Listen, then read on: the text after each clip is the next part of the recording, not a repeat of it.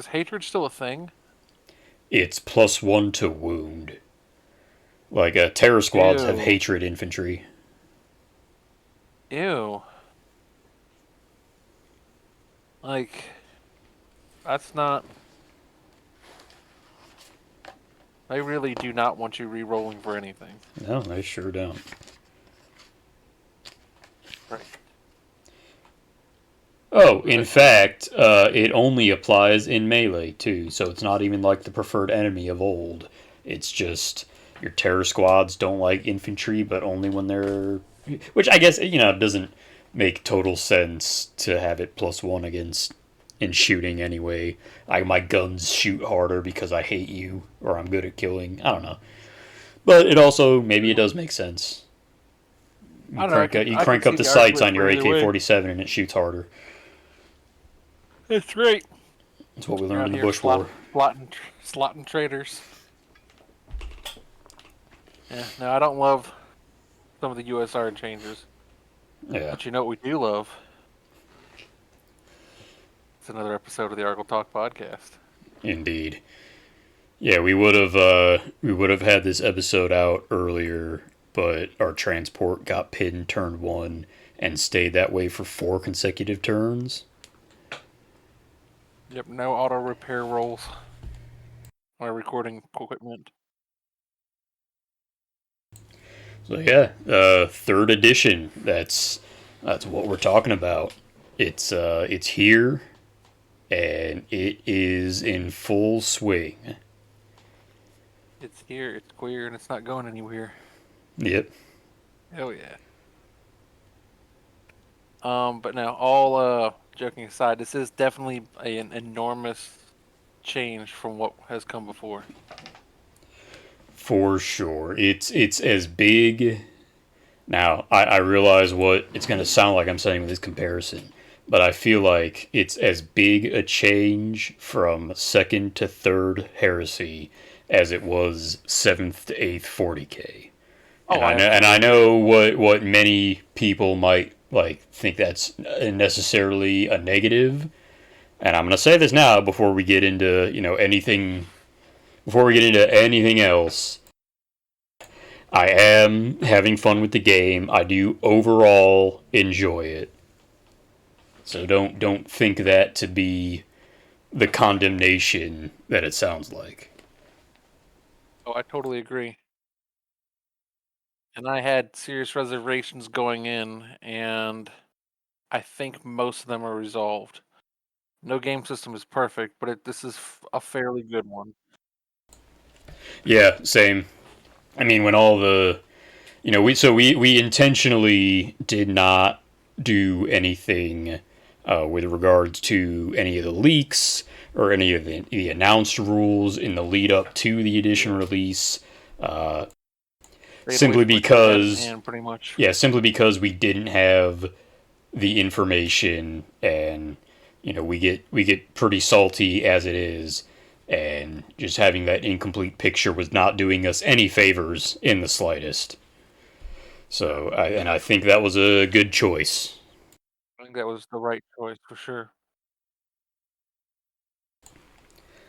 Yeah, so that's I'm sure we're one more of 1,000 heresy podcasts that are talking about the new edition. We might be a little late to it, but that's the way it is. In the meantime, Gray, We what were have past you the time. been up to hobby wise in Oh man, the long lead up? I came into a Night Lord's army, Boy, you sure did. and oh boy, did I! And I have been putting a lot of time and effort into getting that fully table ready. I am, give a shout out to our good friend Matt McCann. I am joining the "If it ain't painted, it don't play" team, so I'm trying to get it all painted. That Trying is to how avoid we walking should into the box. all aspire to be. Inshallah, we shall be painted. Um, Yeah, so I'm gonna say number one, like I've seen your stuff. It looks pretty good, and I am just astonished at the speed Yeah, and I've had this thought about myself for a while now that I don't necessarily know if it's everyone else paints super fast. Maybe I just paint abysmally slow. But like I've been working on painting 3 Saturnine Terminators for the last like week and a half. Like that's just the pace that I go. But this man will post in the chat like, yeah, I just busted out a 10-man Raptor squad during lunch. Like full Yeah, out lightning and proper shading and all, like not like a slapdash job either, not just contrast thrown on. yeah. No contrast, no airbrushes here, boys. We're doing it all analog. Do you prime by hand too? I have. I will tell you, and I will tell you, and this is a hobby trick for everyone. The best way to prime any miniature, especially your prime in black, is you get yourself the $1.98 can of Project Source in flat black from Lowe's. Step back about a foot and start spraying. Yeah, This is the way. But I have absolutely in a pinch primed by hand before. I used to do that when I first started. Like the very first stuff I ever painted was like Chaos Dreadnought, and I remember and like Defiler. I remember sitting at my kitchen counter on winter break, hand painting a Defiler with Chaos Black to prime it, and that shit Oof. took fucking days. Oh yeah, absolutely. Like when I found out about spray primer, I never looked back. I don't Oh think yeah. I've primed anything by hand in like at least oh shit, at least 12 years. I've done it more recently than that. I've done it in the last couple of months, but it was like I wanted to get some painting done, and I wasn't in a spot where I could go down and get some spray paint. So I'm Yeah, like, eh, bust out the one of the wife's makeup brushes and get to it. yeah, But so yeah, I've got about 55 of the 80 odd miniatures I have for that army fully based and painted. nice. I've gone completely off the deep end with um, putting shrubberies and grasses and things on my bases. So they're vaporwave nightmare. It's like red and blue bushes and like neon pink grass growing in between them. Just wanted to do something different than the standard put red crackle paint on it and call it a day, or put gray crackle paint and call it a day. You know? Yeah.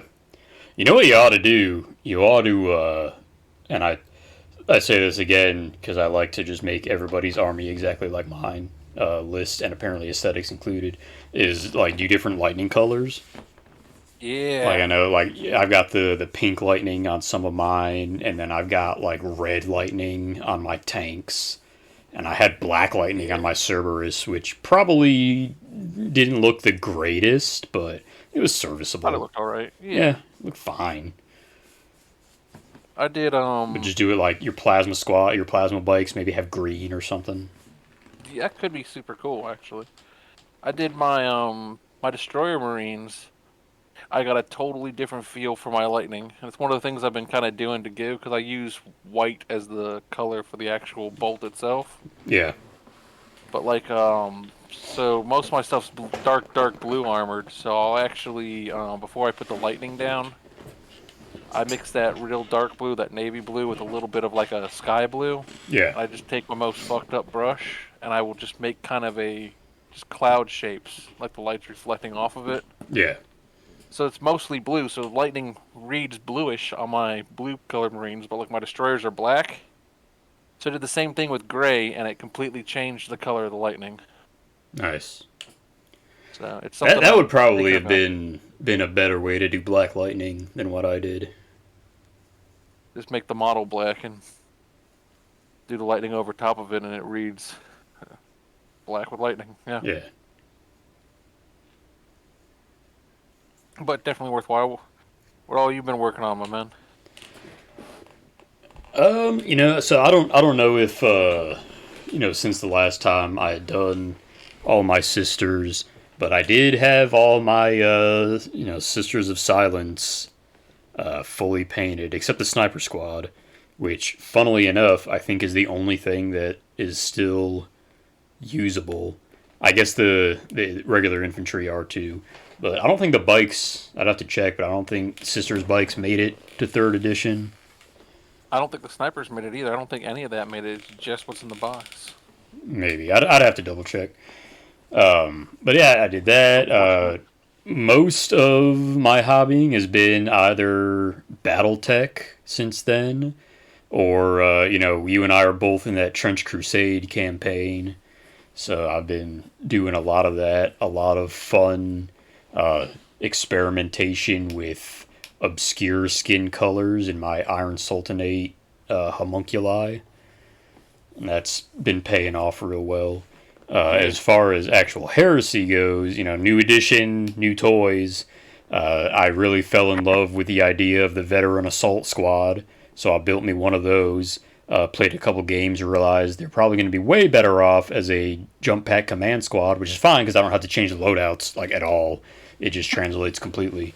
So I've been working on painting them. I've got 3 3/4 of the 10-man squad painted up. I'm working on. I've just got to do like the last couple touch ups for messiness and then shading and decals and whatnot on 3 of my 6 Saturnine Terminators, and built my Saturnine Dread this past week. I got to figure out now what all I'm gonna do to ally my white, because that's all for World Leaders. I got to figure out what I'm gonna use to ally for my white scars so that I can actually score points. But that's I haven't quite decided yet. I'm real pleased with the jump pack boys. I've still got a giant bag of Mark II ish jump packs that Jake had given me, so I'd use those for my rampagers. Whenever I had magnetized those to be jump pack or not. So I used those, and then the plastic Mark II in the new box, and Ben printed me up a bunch of combat shields that are basically just the World Eater's emblem as a shield, and then I've got some Thunder Hammers that are from the AOS Wrathmongers. It's basically like a meteor hammer, but with a really big hammerhead. Oh yeah.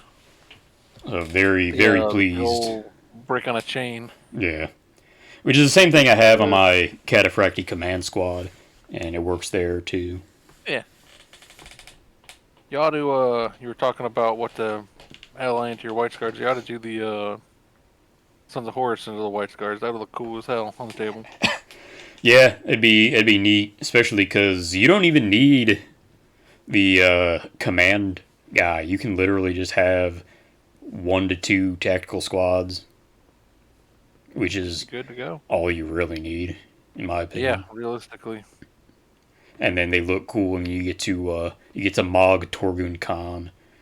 Say no backward step, but also no forward step, because they're going to score backfield objectives the whole game. Right. Just good to go. What I had been thinking about is, so this is going to tie into our main topic, but the Solar Aux, one of the cohorts, lets their Hermes cavalry, the Sentinels, take objectives. And, I abhor slow infantry in general, but particularly in my White Scars. So, like, I'm flat out not doing any White Scars tactical Marines. Like, flat out. That's just not happening. But if I can have, like, cavalry that score, and they've got color plates and rules for all the Legion auxilias, and that Shigorian one, it looks alright. Yeah, no, for sure. So, I think that's be pretty good. And I think it kind of sucks in many ways. And, we'll get into this when we talk more about the edition today. How hard it is if you're not bringing just straight up tacticals or something like it to get those scoring points for sitting on objectives. Yeah. Very, We're looking at something we can get into now. We can kind of talk about things we do and don't like in this new edition, or just things that we've noticed. Yeah. So that's our big thing today. Is we're going to talk about all our favorite stuff, and then all of our very least favorite stuff. Like we said earlier, we're overall we have positive feelings. At least I do.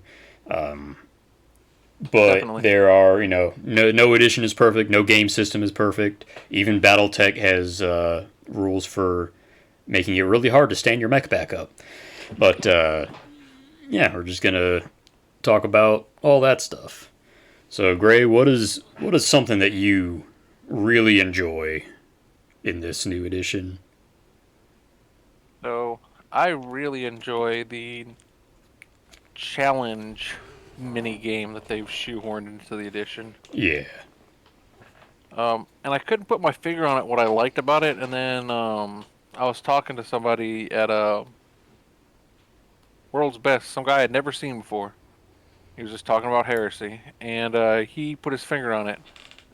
The challenge process, it's a game to itself in this edition, Yeah. is very much similar to way, way, way back in the day in Warhammer Fantasy. There was a sort of a side game, one of those spin-off specialty things where it was just Bretonnian jousting. It's basically that.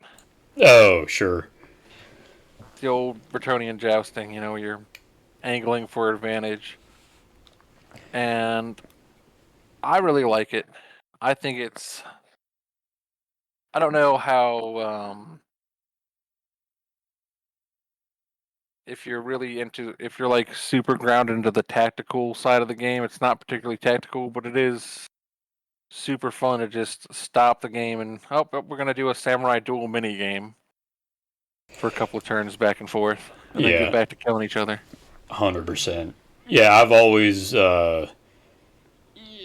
challenges have never like been super great previously because it was all right. One guy kills one guy, and it's just a normal thing. Otherwise, all the buddies, still get to pour in if there's no one left.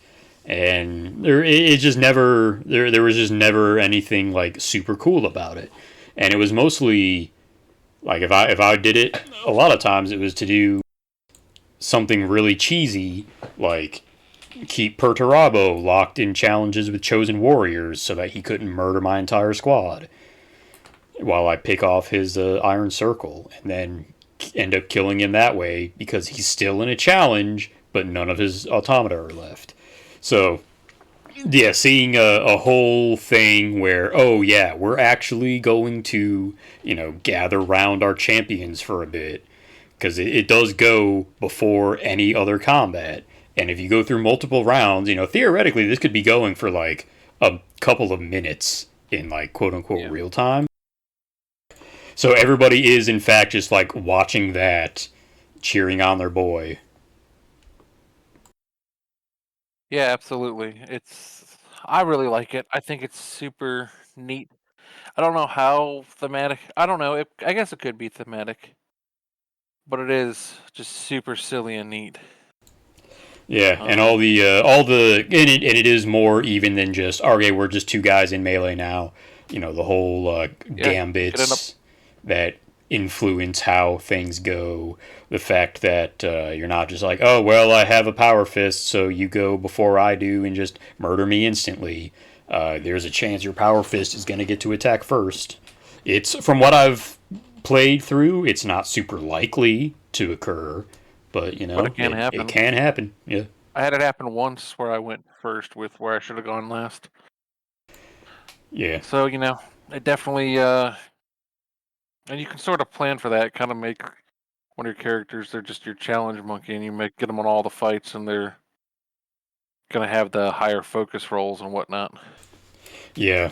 Like a champion having a Paragon blade actually feels like a really big deal now, at least Yeah, for that. give them a shield, good to go. Yeah. What's your favorite thing in the new Yonder? So I've got a couple of lists. Challenges was also on that list, but one thing that I think is super cool is the new flyer rules. Um, Oh yeah, dude, those Flyers are great. have always been in kind of a weird spot where, the fact that you would need Skyfire to effectively manage them meant that you could really run away with them if the other guy wasn't prepared. It was Yeah, I wouldn't say it was like a list check in the same way that something like Knights or Fury of the Ancients would have been, yeah, but they could be very hard to deal with. And then second edition came and gave everyone and their dog free intercepting las cannons, and like flyers just didn't exist. Honestly, like I can probably count on both hands the number of times I saw a flyer in second edition. Not common. But yeah. I now, brought them a couple of times, but not often. yeah, but now that they have their own, they don't stay on the table. You have to give them a combat mission for them to come in, uh, and then they fuck off, which is it is just really cool. It really does capture the feeling of having air support do a strafing run, or having like, all right, the transport has landed, it's dropped its guys, and now it's off to do something else. Pick someone else up off somewhere else. And the fact Yeah, that it gets harder for them to re-enter the battle space after they've come in successfully gives it that kind of, oh, the walls are closing in from like an aerial supremacy point of view, and the battle is getting pitched, and it's just harder to get them in there. Like, they feel really cool, not overbearing, I don't think. Admittedly, I have only used my Charybdis, but that's the other thing, is we are fucking Charib back, baby. Like, they oh really yeah, neutered it in second with the whole assault vehicle from Deep Strike Reserve thing.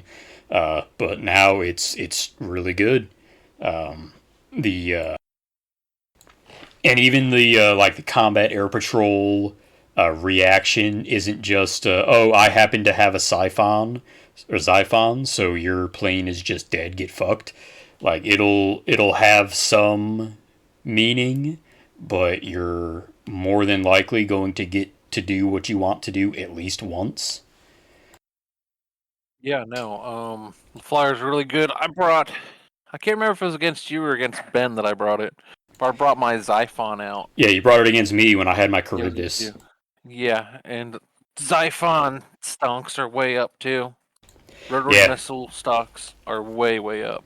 yeah. I mean, they've always been up, but yeah, even just the fact, like, all right, yeah, the combat I air think they were patrol straight comes six in, last edition. and that comes up. I'm pretty sure they were 8. I mean, don't quote me because I never used it, but I'm pretty sure they were 8. It was terrifying. But the fact that, yeah, the combat air patrol comes in, does this thing, it fucks off, and then it gets to come back on your turn potentially and do whatever combat mission that it does normally.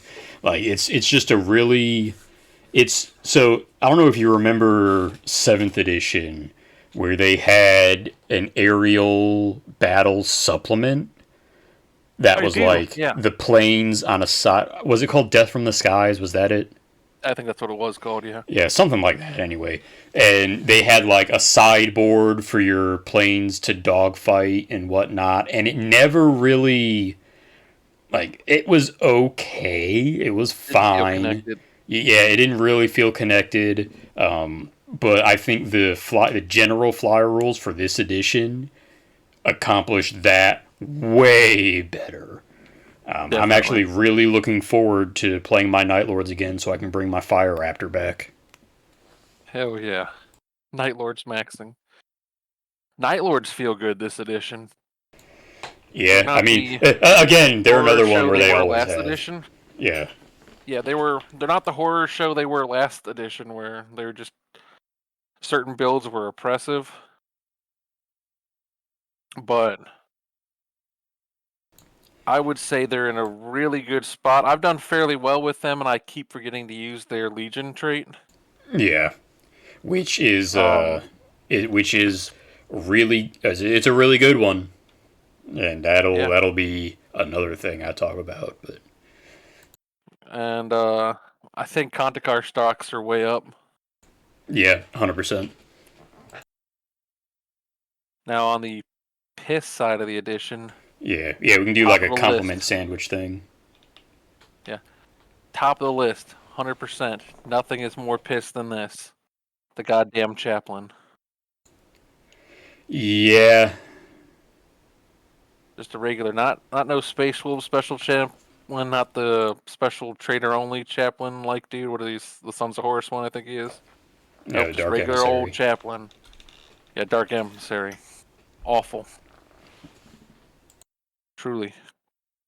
I Yeah. don't know what they were going for, but whatever they So were going for, they didn't execute it well. I mean, I'll tell you what they're going for because this is my first big piss is the complete elimination of rerolls from the game. And let's be honest, that is 70% of what you took a chaplain for last edition was the hatred reroll. And the fact that that just doesn't exist anymore. Now, the chaplain still has a place because he's cool 10, and there's another, I am going to talk about statuses later. But the fact that that's all he. I've heard people say that, oh, the chaplain hasn't, been diminished. It's had its role changed. And I'm going to say that no, it has been diminished because the other 30% of what you took a chaplain for last edition was the fact that he was leadership 10 and stubborn. So no modifiers and leadership 10 was a Yeah. big deal, and he doesn't even do that now because nothing ignores modifiers. Nope, and you're stuck with the stick. It's not a bad stick, but you're stuck with the stick now. You have Yeah. to take it. Yeah, They're it's like a slightly better super power limited. maul. Yeah, they're just kind of super limited. So they went from being like this melee buff character who was also, making you stubborn and giving you the leadership buff too. Yeah, man, I want to spend like 200 points on a guy just so you can have a slightly better cool check. Yeah. Not I'm great. gonna if going further into the whole rerolls thing, like yeah, I think them taking that out was not a good change, and a lot of people the primary thing that I've heard people talk about is oh they want to make the game faster. Just for some reason, Games Workshop has this idea that the less time you spend playing their game, the better. And this is consistent Doesn't make again much sense to me. across many of their games. But like, let's be real.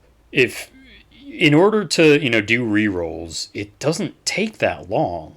Like even if you're in a hatred heavy melee environment, army like I've got, Yeah. or even running things with a lot of twin linked, all your rerolls over the course of the game may add like 2 minutes, and that is an incredibly generous, very generous time Yeah, frame. no. Like it doesn't add that much. The other The thing I've rerolls were not heard, making the rerolls were not making the game too long. yeah, And that's the other thing that I've heard is I've only heard this once. It's like, oh, well, it's a dice game, so sure, just let your dice do whatever they do. And I think that's probably the worst thing I've ever heard in all of Heresy, potentially.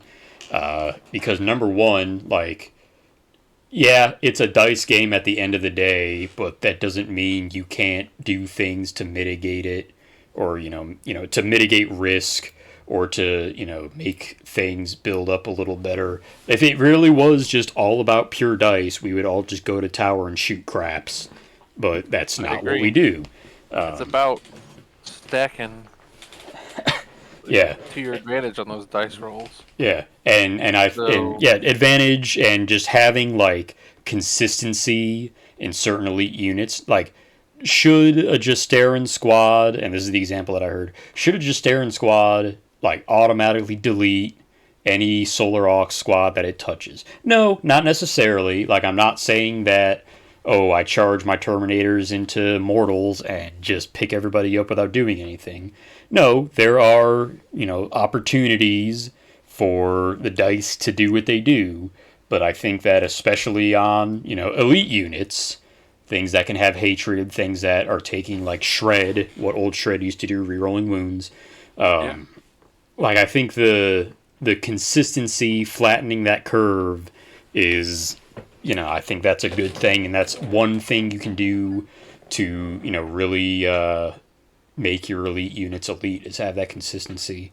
And also, like, because you can say that, oh, they just want the dice to, 1 in 6 chance to do whatever. And yet, charges have changed dramatically to where they are not as random as they used to be. You don't roll for a setup move, and you're rolling 2d6, picking the highest for your charge distance. So that right there is already giving some of that consistency. Yeah. So that is clearly not a part of their reroll. yeah. So that's clearly not a part of their design headspace. So it doesn't make sense to me. I think it has made the game worse. If anything, it has made the game take longer because now fewer things will die as much because I charge my Terminators into your Terminators. We both need 4s to hit, and well, we all rolled 3s. Guess we're stuck with a whole nother round of combat. Yeah, and I think it's also. And I've experienced that. Shoehorning. And we'll see as the edition goes on, but it may be shoehorning people even harder towards only doing certain choices. Like as far as equipment choices. Potentially. Because, for instance, I've been running the Night Raptors. Right. Doing a mix of weapons, and I got rid of all the power weapons. I'm like, nope, claws, hammers, some chain weapons, so you have some mooks who can die. That's it. Yeah.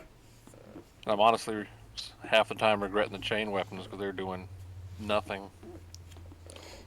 Yeah.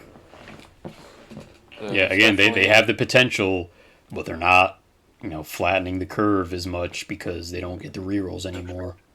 Or shred ain't what it used to be. Yeah. I think that's. I would put that as another thing that's kind of a. It's a bitch of mine. I don't know how valid of a bitch it is, but when you change what USRs do from what they've done for. I mean, how many games has shred meant reroll your wound roll? Oh, as long as I can remember. As far back as I can remember, shred is shred. Yeah. And now shred is not shred. Shred is something completely different. Yep. Yeah. Now rending is similar, but also different.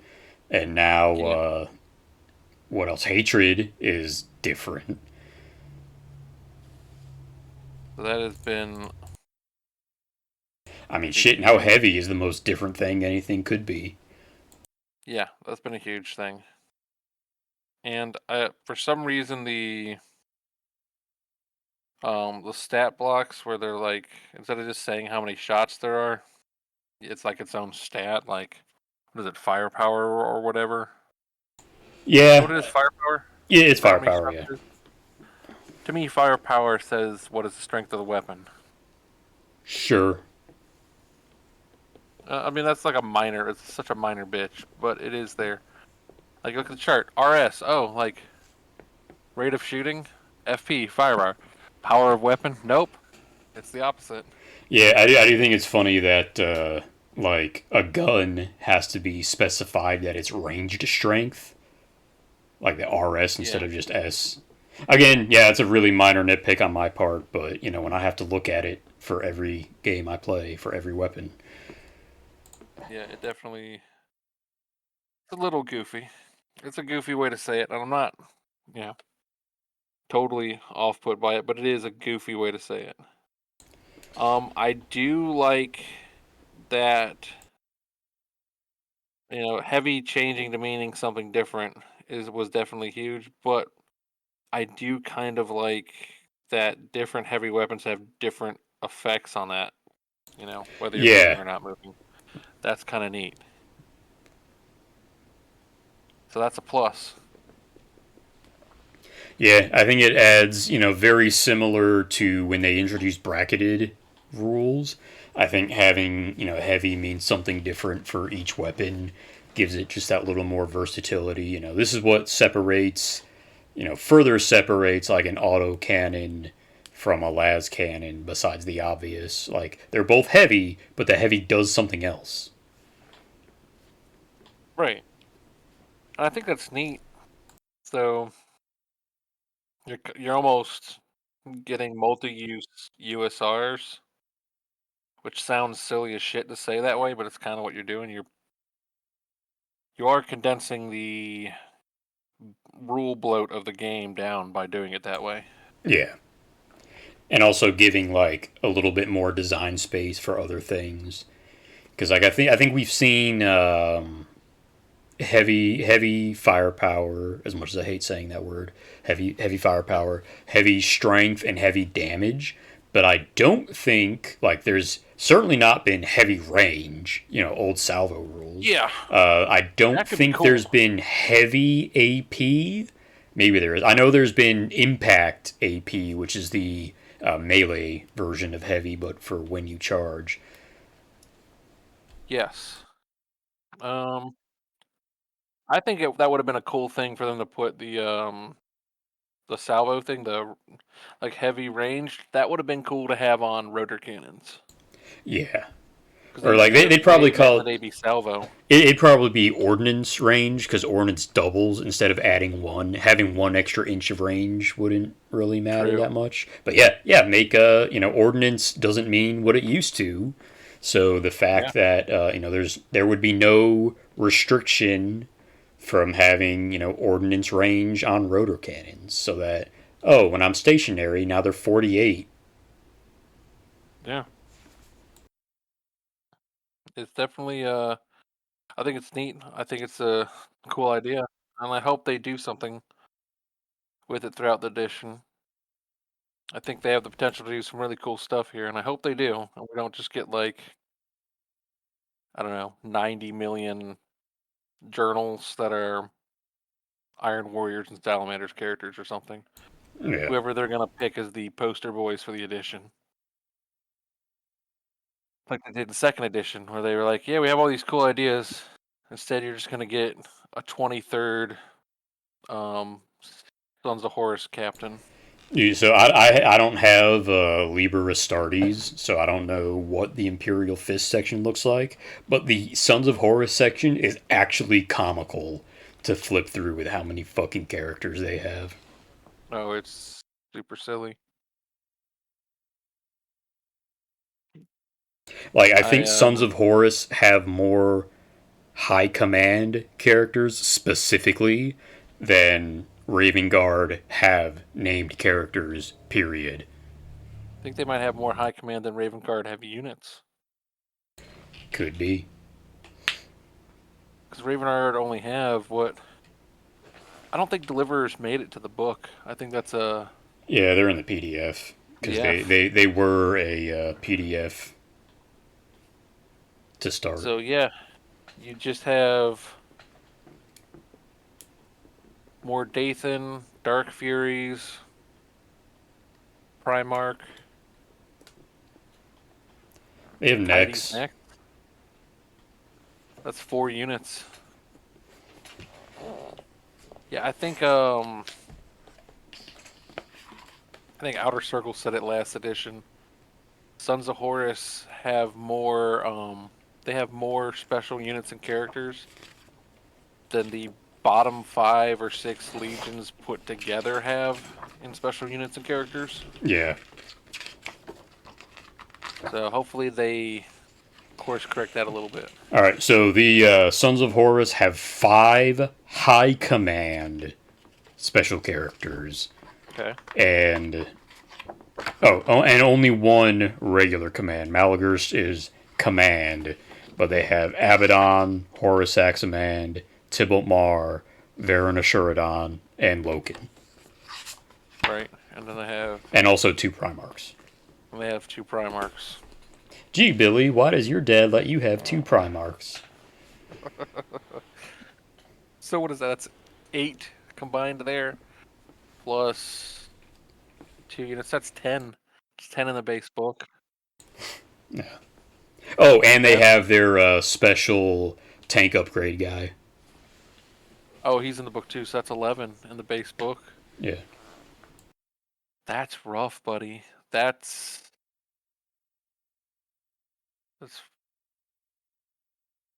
shit. No, that's 9. It's 5 high command, 1 command, 2 That's Primarch, 6, and then 7, 8 guy. Tank guy. guy. And then you have your 2 special units. Oh, yeah. Well, yeah, then you have your You're Dark up to 11. Emissary That's console, 12. and then, yeah, Reavers, Justarin. Yeah, so that's 12 Legion specific units in the book. That's more than any other 2 legions combined. Hey, man, he was the War Master for a reason. Yeah. Gets all the toys. Although I haven't seen I haven't really looked at their rules this edition. I don't know that they're outstanding. Yeah, it's certainly not, in my opinion, as good as it was in second edition, where they just got hit softer in melee for the Yeah. first round. I think now it's let me pull it up.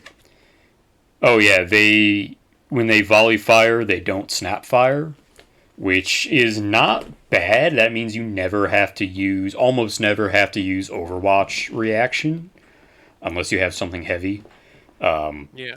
But like the amount of or the ease with which you can get away with not volley firing because you make it in on your setup move.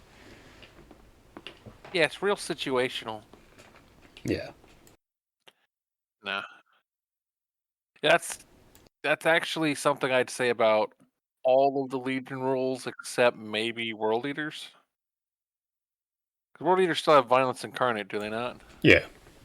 Just +1 attack and a charge, which nothing else in the edition has anymore. Nope. So they just have the most attacks. So their Well, Legion trait is actually fairly good. yes. But Now, so I say well, but that's another thing I'll get into later.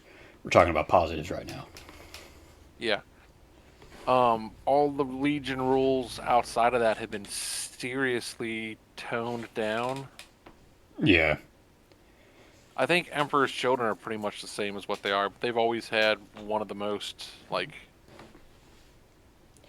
Yeah, well, so now you have so basically, I mean, the change when I think about it, it's kind of a side grade, I suppose, cuz last edition you had one rule and then you had two rights of war, and now you have one rule, one special gambit, which may or may not even be a thing that interests you, and Yeah. then one or two auxiliary detachments.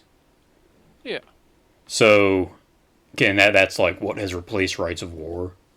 Right. And I'll admit, like, it's not that big a deal in some cases because, like, how many times did you ever see anybody run Crimson Path World Eaters? I saw it maybe twice, and it was Jack. And afterwards, he was like, "Yeah, that was fucking stupid. I'm never doing that again." Yeah, I did it once and hated it. Yeah. So yeah, everybody ran Berserker Assault. Now, I guess, you used to see things like Pride of the Legion, but you can still do that now. So, I don't know, maybe I was very annoyed with what I perceived as the continued dilution of Legion flavor, but I don't know, maybe it's not really the case like I thought it was. Yeah, it Maybe. feels kind of like... And I don't know, you can put this in the positive pile or the negative pile. Let it, for our listener at home, you can let that land where it lands. But to some extent, they took the onus for making your army feel like it's your dudes and put it back solidly in your lap. And so, like, what I mean by that is, like, for the Legion traits, and I mean, some Legion traits, like Dark Angels, it's 4 pages of fucking reading Yeah. back in the day. It And might your still, I Rights think of they still War, have a page bunch, but each. I'm not 100%. Theirs is still overly complicated, but it's not so wildly out of control as it was before. but like you're using rights of war to define how your lists are built and all that, and now it's more, hey man, you want your army to be all this? Then you need to plan ahead for that. Then you need to play the Sudoku game of what character, what benefit, what high command, prime advantage stuff, or sorry, prime apex attachment stuff like that. Yeah. You're kind of doing it by hand yourself to get there. Yeah. But So it also does mean like, oh, you don't get for running Berserker Assault, you just get, a prime troop slot. You don't get +2 to run in charge. right. So there is that. I mean, and that's toned down across all armies, though. They really toned that down. Yeah. For parity's sake. And maybe at the start of an edition, that's where you want to be. Sure. Is you want to be toned down at the start of edition so you have room to get crazy. For, all the good and bad that statement might be. Right. So, there's always chance for them to fuck it up. Or make it better. However you want to play that. Yep. So I think another one of my big pros for this edition, and it's not just like a buff, right? But Deep Strike. They have really overhauled Deep Strike, and I know this has annoyed a lot of people, but I see it as an absolute win. So one of my biggest, and I'll tie two pluses into this because they're very related in my opinion. So they've changed up Deep Strike and they've heavily toned back reactions. So what you had in second edition was you had the ability to charge out of Deep Strike. You had everything came in at once, and you could set things up basically however the scattering really wasn't a big deal anymore because of how you could daisy chain guys, and then you could pin on Deep Strike. Anything within 6 inches could get pinned. In return, you had Interceptor was a reaction that if you had an augury scanner or certain other pieces of war gear, you could do for free. It was that full ballistic skill. It was just this unholy arms race of Deep Strike and Interceptor that it just really soured both of them. They were both incredibly powerful, but they had to be incredibly powerful so that the other one wouldn't be even more incredibly powerful. And they've really toned that back. The fact that you only get one Deep Strike per turn, however, you don't scatter, and it goes wherever you want. Everybody has to be within 6 inches of the first guy, which is a surprising amount of space. Like when I first read it, I was like, ooh, that might be tough on some units. But no, you can do it very comfortably with just about anything. And Intercept is now no longer free. And for the most part, it's snapshots, which are also a little bit different. And I think that's fine. And you can't charge out of it anymore. So the fact that you have a lot more freedom with how you place, and you don't have to scatter, but it's not, overbearing to where you're going to instantly be killed by something deep striking, in melee anyway. But you also don't really have to worry about Interceptor just deleting everything you have, and then also like regular reserves and outflank not suffering that same consequence. Yeah. Because outflank and regular reserves, and that goes for like flyers too, were never, really that dangerous. Outflank was a little bit like if you played into it, but it was still more restrictive than Deep Strike was. Like getting a disordered outflank was way worse in my opinion than disordering your Deep Strike. Yeah, but absolutely. that's all out. You can Deep Strike And they have means to make it better, but not overbearingly so. Like I think the Master Yeah. of Descent is an God, it's auto so good. include for any deep strike heavy army. I don't think I have played a game without one yet. And I don't think I have either. yeah, Yeah. he drops turn one if he's with a jump pack unit, which is really cool. And then anyone else gets to come on automatically. You still get one per turn, but it's automatic. It really hits that consistency that, like I was talking about with rerolls. So Yeah. so I think the fact that like we can all just kind of chill on the deep strike versus intercept thing is really big, and just reactions in general. Like second edition was the reaction edition, Yeah. and that's where they introduced the idea, and boy was there a lot of it. Return fire especially was heinous sometimes, and interceptor, especially when it was free.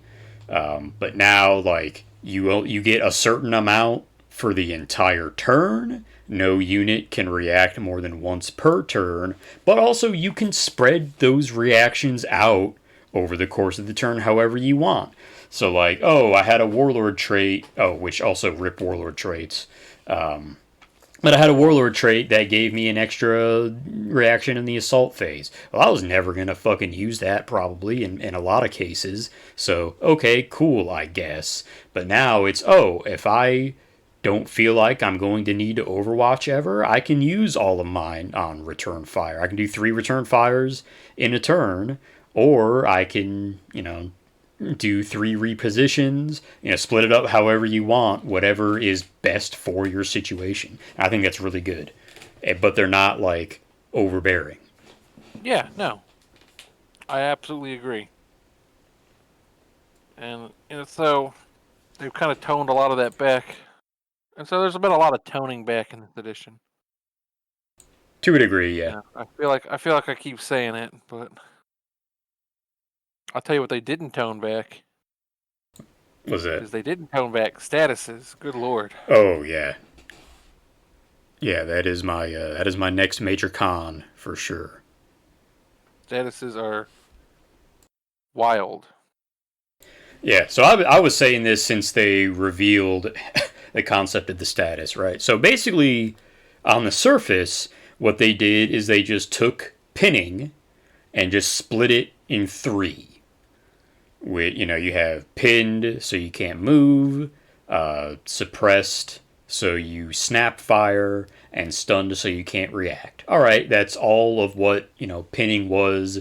They split up the Megazord, or however that analogy would go, and made them into certain things. And okay, that's kind of neat. You can put different things on different weapons, but there's also the fact that having any status, and these apply to vehicles too, by the way, having any status also makes it so that you can't score objectives. You will always go at initiative 1 in combat. And, shit, there's something else.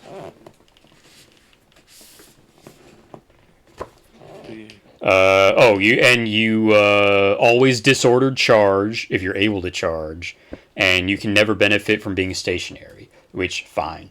But like the fact that it's those 4 things on every status, and then one bespoke little thing makes you can't just be like, oh, my World Eater squad doesn't care about being suppressed. It's like, well, no, because now their charge is disordered and they're initiative 1. Get fucked. Yeah. Now, all of this would be just fine if they didn't just hand out status modifiers or cool modifiers to every fucking weapon. Like 90% of weapons that cause a status have a modifier to your cool or your leadership in the case of panic. I counted it at one point. I don't remember the number now, but there's only like 2 or 3 things that are like pin 0 or suppress 0, at least in the main Astartes book. I think like Iron Warriors, Shrapnel Bolters, which are in the PDF, are pinning 0, which fine. Yeah. But the fact that like some of this stuff is like pinning 3 and even 2 is not that rare. And the fact that No. nothing is immune to it, like this is what we were talking about with like the chaplain. The chaplain used to be really good because he would kill, like, no matter what happened. All right, I got hit with like fear, or I lost combat by 1,000,000,000. It's fine. I'm stubborn and I'm leadership 10. I'm gonna be able to, probably be okay, and I'm able to mitigate some of that with the choices that I made in army construction. And I mean that's still kind of there by just having an inflated cool score, but you can still get hit with all the modifiers, and if you lose like 5 tacticals in combat and kill 2 Terminators, guess what, buddy? It doesn't matter. You're at leadership -3 no matter what you got. Yeah. So, like, this is, like I said a minute ago, 2nd edition was the reaction edition. This is the status edition. They came up with this concept. They're going to make goddamn sure that you interact with it. If you don't, you're going to have a really bad time. And some, like, the other thing, too, so, like, pinning in 2nd edition was, I would call it niche. I wouldn't call it rare, but I would call it niche. Like, it was something very few armies really relied on. I did it a lot for Night Lords just because of fear, and being a shithead. Like, it wasn't... Yeah. And it was powerful, but, you could definitely go entire games, entire tournaments, or events, without seeing anything ever get pinned. But that's just not how it is now. They want you to use them. You're going to use them. They're on a whole lot of weapons. And they don't even require unsaved wounds. That's what I was getting at. So, like, you still had, like, pinning, you had to take an unsaved wound. So if you had, sure, I had my rotor cannons with Shell Shock 1, which was kind of that, pinning 1 is now, modifiers. But you still had to get the rotor cannon through a Marine's armor, which was no easy task, given the strength and the AP of a rotor cannon. But now, you just have to cause a wound, doesn't matter if it's saved or not, and then stunned and suppressed just require you to hit. You don't even need to roll a wound. Just spray like 10 rotor cannon shots, hit with one of them, and doesn't matter that it's strength 3 and doesn't wound the Terminator. That Terminator's taking a pinning 1 or 2 on rotor cannons, whatever it is. Let me look. Rotor cannons, I think they're pinning... No, they're suppressive 1. Suppressive 1, that's what it is. Which, like I said, you might not think is a big deal on some units, but is just as big a deal all the time for, like, doesn't matter what your unit's role is, it's going to be affected very negatively by that. Right, because now they're going last. They're going last in combat. They're going last in combat, they can't score, they might not even make it to combat.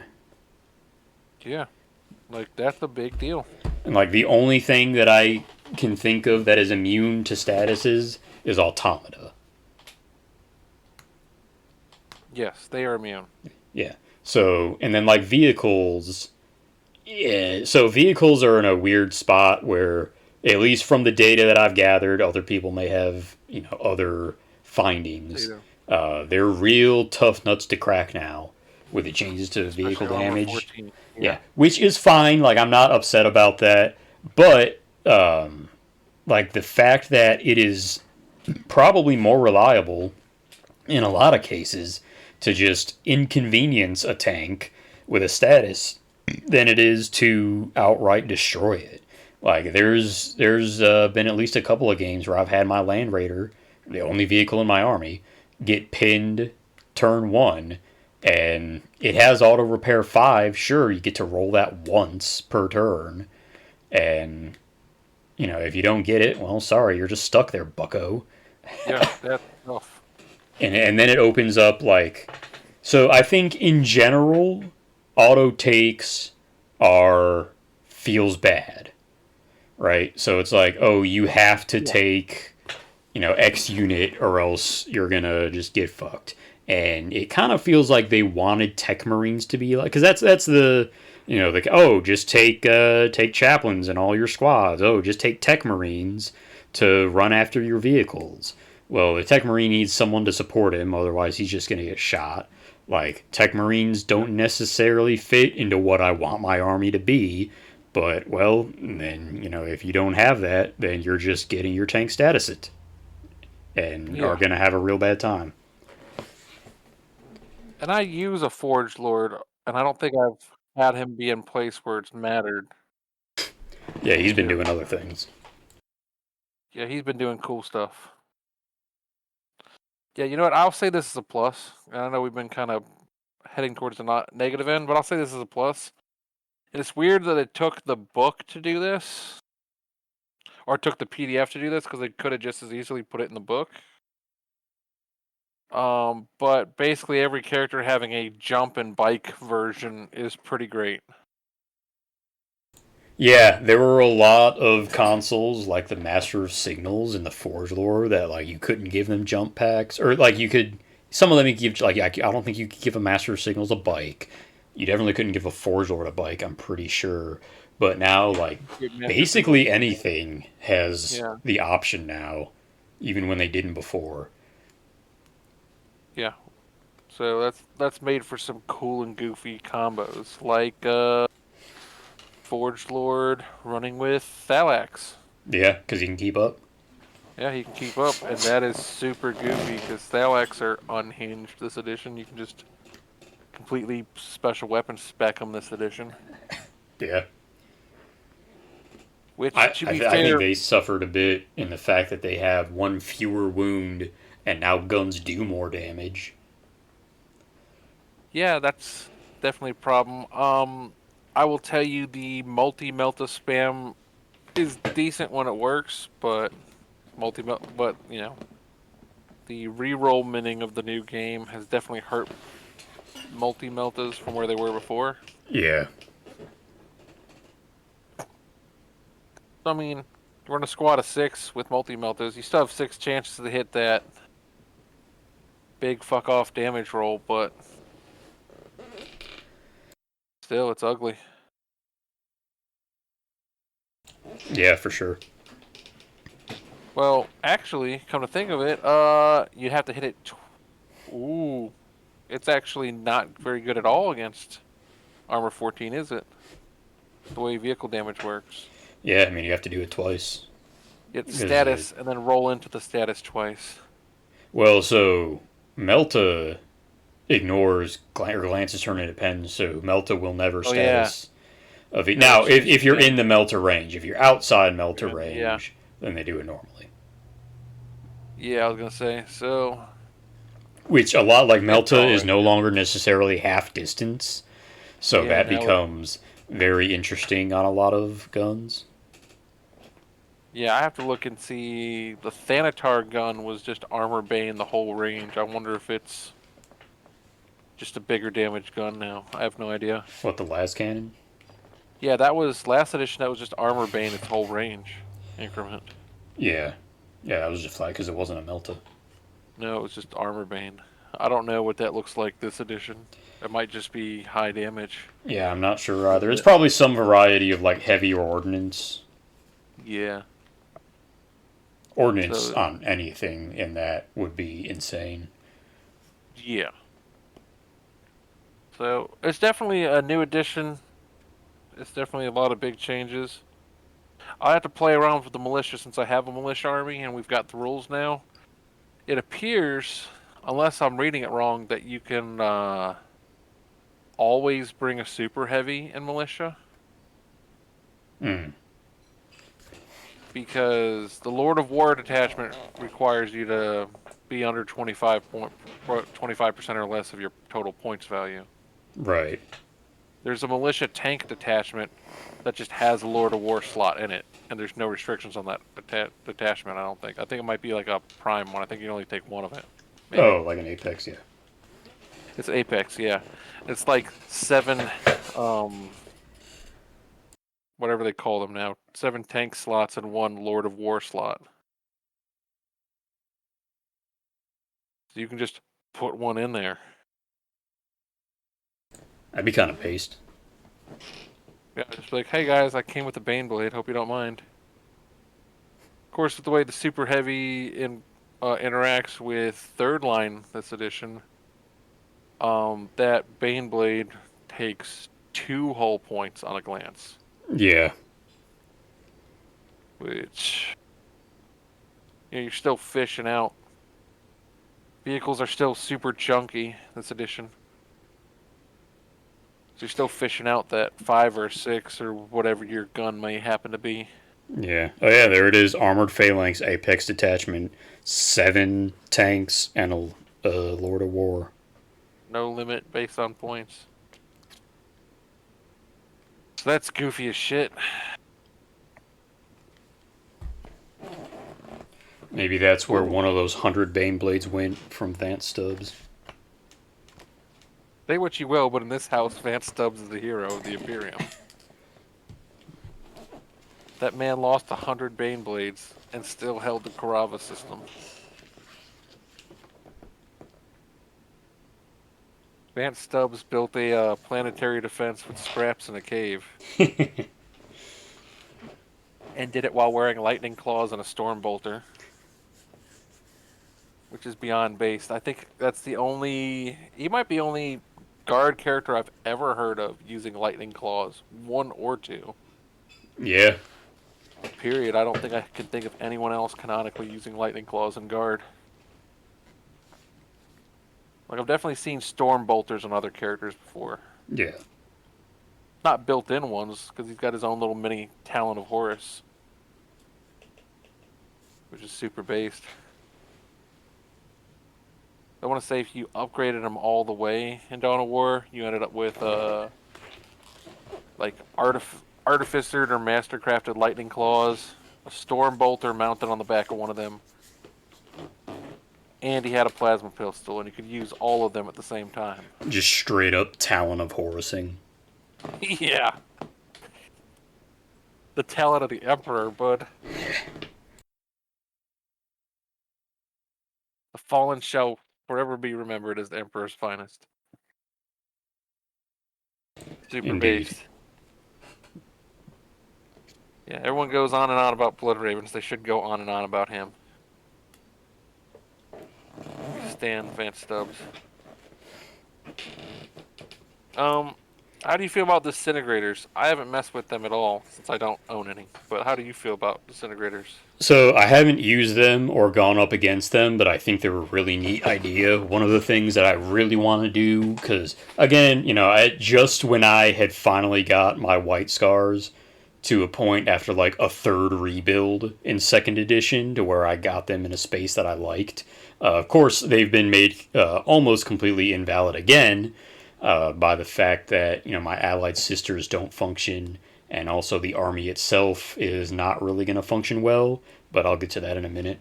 So one of the things I really want to do is a disintegrator squad, and I've been really on the fence about a Praetorian command squad with jump packs and disintegrator rifles, just because flying dudes with guns is a thing that is incredibly rare in this game. The only thing that I can think of that is Thalax, and like maybe Ashen Circle. I think that'd be really neat. Or doing just a veteran squad with disintegrators, and also they can take like the heavy disintegrators or disintegrator blasters as a 1 in 5, and then they'd have better ballistic skill. Yeah. But I think they're a neat idea.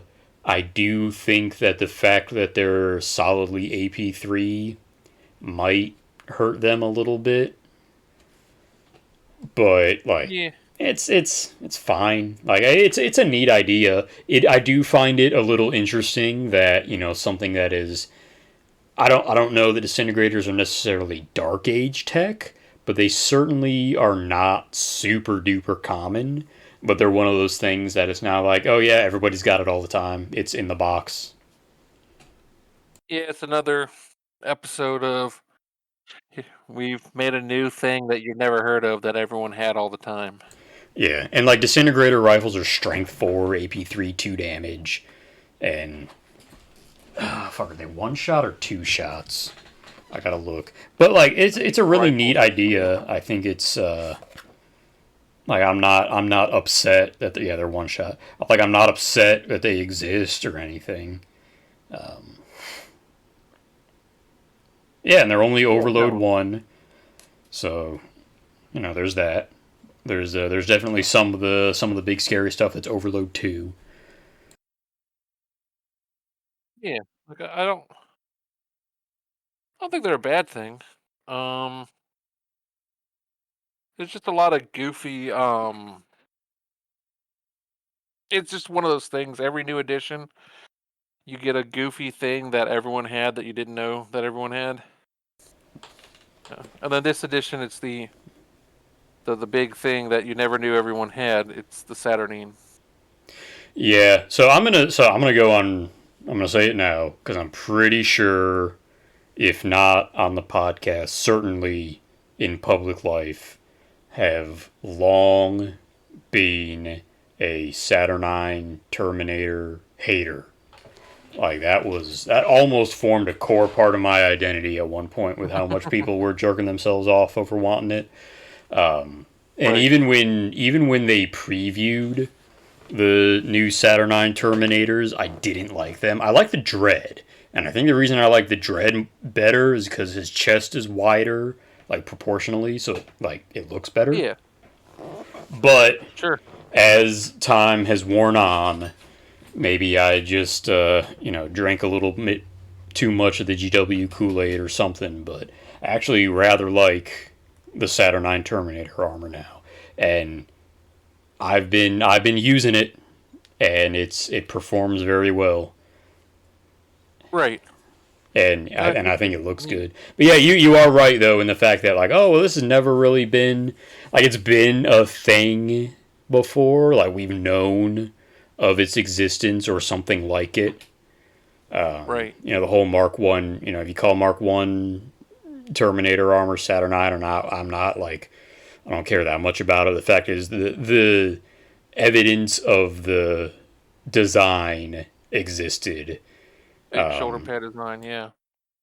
Yeah, I am glad they didn't put shoulder guns on it. That might Oh, have the been a little too the silly. dick gun in the middle of the head. Yeah. Yeah. That'd been a little goofy. But yeah, it's just a thing they never made for one reason or another. But yeah, it did factually exist always. But and I Yep. think it's still supposed to be rare. But Yeah. and I'll get into this. I'll touch on this harder when I talk about scoring. But you could always argue that your guys just are an elite force that has access to that rare stuff. Or So some kind of like experimental I'm not company or mad about something. it. I don't Yeah. know. Like your dudes are your dudes. You can use it or not. Yeah. I will say I am bothered that I think they missed a chance there calling that Saturnine because it never was Saturnine. Saturnine was kind of a fan name for it. Sure. And I think Black Library wise, Saturnine was we had never seen it pictured. It was a different type of Terminator armor. Something specifically different. I don't know if it ever actually appeared in I a Black want to say Library. I one of the don't I ones don't think it like was in like it wasn't I everyone don't think hated. it was in Saturnine the Siege of Terra novel. There was a lot of No, things called Saturnine in that novel, but I don't think Terminator armor was one of them. I think it was those goofy. There was like a throwaway package. It was one of those Shattered Legion books in the middle of the Horus Heresy series, Could be. where like it might have been Shadrach or one of the other guys, like an Iron Warrior guy, goes on a fucking Salamander's cruiser and like opens the wrong door and is like, "Oh, you came to the wrong neighborhood, boy. We're all in Saturnine armor with You weird can't ass wear them feathers colors on here. top of our heads." Exactly. We got crazy, weird, non-standard Terminator patterns, and we're calling it Saturnine. And I think that's the way it was. It was something like that. Maybe. I I don't didn't know. really read most of those Shattered Legion stories. Most most people skip them. I try not to read as much as I can. Mine is to Based. shame others into reading, not to read myself.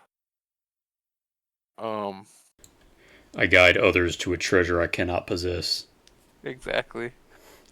Um, so I think it would have been cool if they'd have called this Mark One and then left themselves the opportunity to put something completely unseen before as Saturnine. Sure, but But I it's think all like the predictable, fact you know. that fans have been calling it that for so long, if they did call it something else or introduce something completely different called Saturn, like so it would be, in my opinion, probably the same as like when Book 9 came out with Kantakar instead of Atramentar. And everybody Yeah, was like, or at least I was like, oh, you just wanted to have, your special snowflake thing in there instead of, and, do something. It's a thing that I invented this and not some author. You know what I mean? yeah, and I can see Because that. for all intents and purposes, Kantakar were Atramentar, if not in constructed lore, then in function. Yeah, no, absolutely. Actually, I'll walk back my point a little bit, and I will say that Saturnine are not Mark One Terminators. As seen right now, the Saturnine we got are not Mark One Terminators. Yeah, because they are missing the shoulder mounted cannons. Well, they're missing that. Well, the shoulder mounted thing was in pictures, like art, but I don't know that there was ever a model of that. I think the model just had a back banner. But the Mark One Terminator as modeled was Terminator sized, not Centurion warsuit sized. Yeah. And it had the I think it was just a power fist, and then it had like a triple bolter, like a handheld like triple bolter. Because remember it had the banana clips sticking out on every side. Right. So these aren't that. So these are, yeah, I'll pick at that. I think Saturnine Terminators as depicted, and I will admit I have not looked at the exact lore page to see if they explain it better. Ain't no fucking way that's a Terminator, bro. That's some kind of warsuit. I thought the same thing until I was actually assembling them. But when you take off the gigantic dome, it kind of is, at least for Games Workshop standards, somewhat reasonable to have a guy in there. Like, I think his show, because there is like a little mini pauldron underneath the Right. giganto Yeah, I've fuck. seen that. Yeah. It's conceivable. It's probably the same weird twisted dimensions as a regular. Like I'm sure you've seen the picture of like here's what a guy in Terminator armor would actually look like, and he's basically Mr. Fantastic. Gorillaing it. Yeah. Yeah, Some kind of gorilla apex arms. Yeah. No, and I mean I can buy off on that. I think where it starts to get goofy in that setup, beyond the fact that his head is like just like too far forward, is the because like his head's just in the middle of his chest, yeah, which makes no sense. Unless it's not a body fitting armor. The fact that for it to just be a dude in a suit, they'd have to have the Mega Man gun, and right. the Mega Man Buster Cannon thing doesn't make any fucking sense with the setting, Yeah, I've kind of puzzled and I will over the stand by at that least the forever. plasma.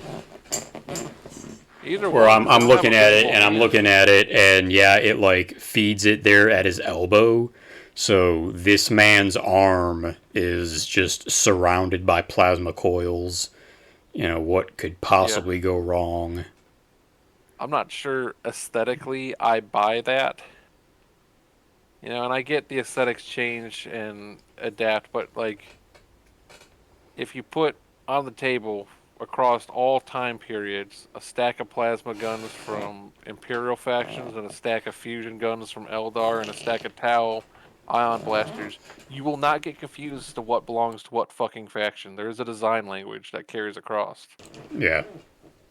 And those guns do not fucking carry the design language at all. So I don't know that I agree because so what I think looking at them now, What they match up the most with is dreadnoughts. So I think they really took the idea of tactical dreadnought armor, scaled that to, a dude in a suit size without realizing that, like, oh yeah, a dreadnought actually is, a dude in a suit, but he's floating in a tank and his arms aren't actually in his guns. So it Yeah. works for a dreadnought, but when you try and Right. put that same, and then the plasma bombard, it looks like a lot of it looks like a Gryflux bombard or a cyclonic meltalance from a Leviathan. Like I think at Sure. least that portion carries. Like it So looks I like can a see it mini that dreadnought. way. Yeah, but like your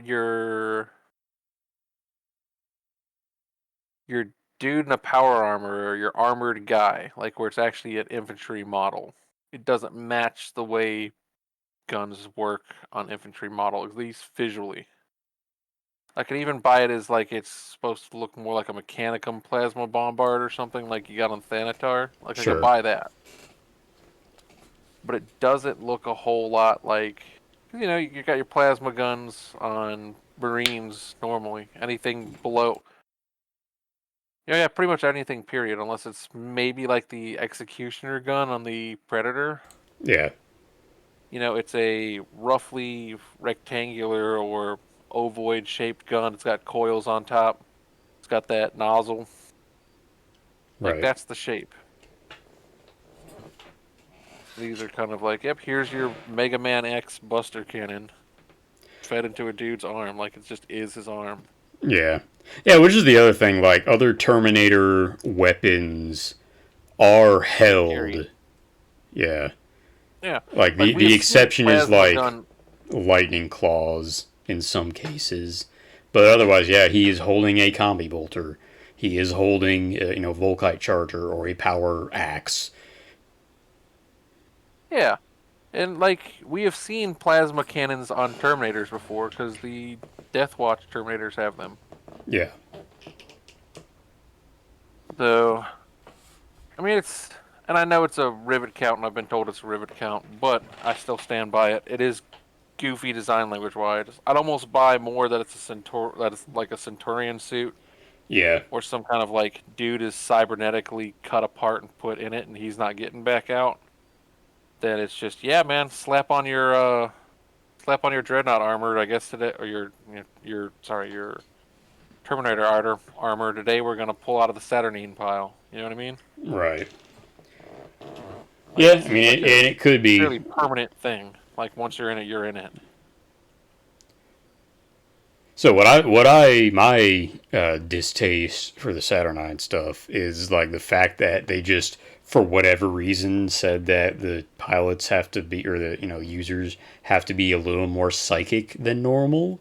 Just I don't know, like that was certainly a choice, and I can guarantee at some event somewhere someone's gonna like make a joke about, oh, you got world leaders Saturnines and them psychic boys, eh? Like, man, fuck off. Like, I don't know what that accomplishes for the lore. That was just something that they thought would be neat, I guess. And I don't even know that Yeah. it is. I don't know what about that suit makes you have to be so unless it is, yeah, you're in a like a centurion suit and have to control it with your mind, but you don't have to be a full librarian. So Yeah. I don't know. Again, wondering if you're maybe more or less permanently in the goddamn suit. Like that's it, you're in, buddy. Yeah, Kind of lends itself towards that thought train, in my thinking, anyways. could be. Like you put it on, you ain't taking it off because now you're mind locked to it. Which in itself is sort of weird because there was a in the lore there's a Titan Legion that was doing that during the heresy, and Yeah. they got shut down hard. Like everyone's like, nope, and they spent like 5,000 years on the naughty list afterwards for doing that. Oh yeah, that The Scobiacs, was that them? yeah, because they were using psychic pilots to bond with the machine spirit better. Gotcha. And they're like, nope, you can't do that. You can't put psychic harnesses and mesh man and machine together like that. That's not allowed. And they're like, oh yeah, but everyone was doing it both sides. It's all good. No one cares. Oh yeah, but also like Eh. Phalanx exists and Dreadnoughts exist, Yeah. and there are a lot of like Warlord, especially Princeps, that are just floating in a tank all the time, whether they're in their thing or not. Yeah. So, that's the Imperium. The rules are the rules unless something comes up. But it is odd. It is an odd direction to take it. It does lend, but I do stand behind it if it's because the dude is permanently in there. Yeah. Now there's an idea. If it comes, and I'm gonna not be a piece of shit, and I'm gonna look at the entry and see if it says anything. But that would be something if it's just like a permanent suit, you can't take it off. Maybe that's why they're all gone. If they were something everyone had, now they're gone. Maybe that's why. I feel like we would have heard about that already, though. Yeah, Like, because you we heard think. about the psychic thing. Yeah, I'm gonna look at the entry and see if it says anything. I have it here. Do they? They don't count armor as Yeah, armor is no longer like a warrior thing award anymore. gear. It's just baked into profiles, which is, I don't know how I feel about that. It just says, "Oh, we're so much better than everyone else." That's what it says for the Praetor, anyways. I'm looking for the what is that under heavy assault? Is that what they are? Not retinues, not elites. Heavy assault. Maybe it'll give us some guidance there. First seen at ISFAN 5. Um, this entry doesn't even say that they have to be psychic. Yeah, that might be The in like entry. a lore blurb in the core rule book. You know, the first 100 pages of lore that probably nobody has ever read. Yeah, I'm kind of looking to see. Is there actually a? There's not really a lore section in this book. Doesn't look like. In the core Unless book? I'm in the like the. I'm looking at the Hereticus book. Oh yeah, no, that's all. That's mostly rules. All the lore, like they have lore for each legion, for Talons of the Emperor. It's all in the core book. Now, Yeah. flipping through it, it is just going straight. Oh no, here, page 42 of the core rule book is a full 2 page spread on the Saturnine Terminator armor, along with pages beforehand on all the various power armors and other Terminator suits. Yeah. Oh, so the Saturnine is not only everyone had it, but they've had it since the unification. Everyone had it. Um. Vulcan really liked it. Yeah. He brought it back. Yeah, I guess Vulcan brought it back in. He brought it back to style. No, Is it what just this says says. everyone had it. So I don't know where this psychic nonsense that we keep hearing comes from because it's not in here. Yeah, it was in a Warcom article with the designers. Gotcha. How many different? Apparently, it's called Saturnine because it has a one-headed Aquila on it. I thought that's what the Palatine Aquila was. Was a one-headed Aquila. No, Am I tripping? that has to do with the spread of the wings. Yeah, no, Palatine has two.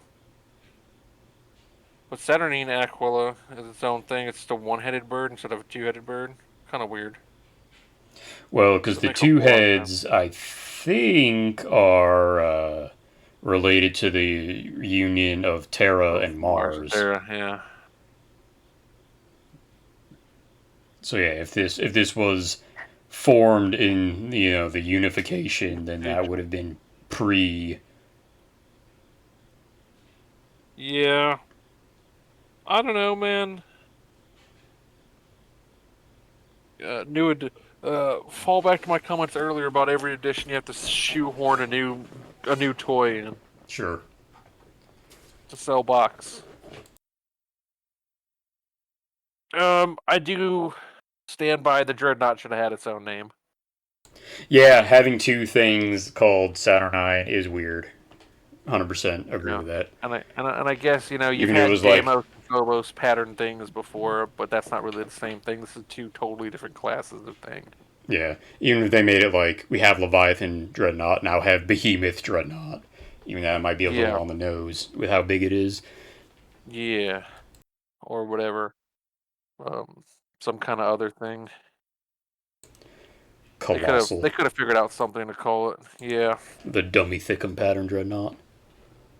yeah, God, that thing is huge. It is armature sized, like straight up. Like I yeah. think It is. if you put down an Adeptus Titanicus Warlord as your Saturnine Dreadnought, he would be right as rain. Yeah. No, they're Maybe a Reaver. they kind of. I almost think the War Master would be about the right size for it, like as far as shape and everything. No, the War Master is the size of a Questoris Knight. Like I have Oh, is pictures it of mine really side that by big? side. Jesus, I didn't realize those were that big. Yeah. That's nutsos. But like that, like get a 3D print of that and scale it down to the right size, and that would be basically perfect.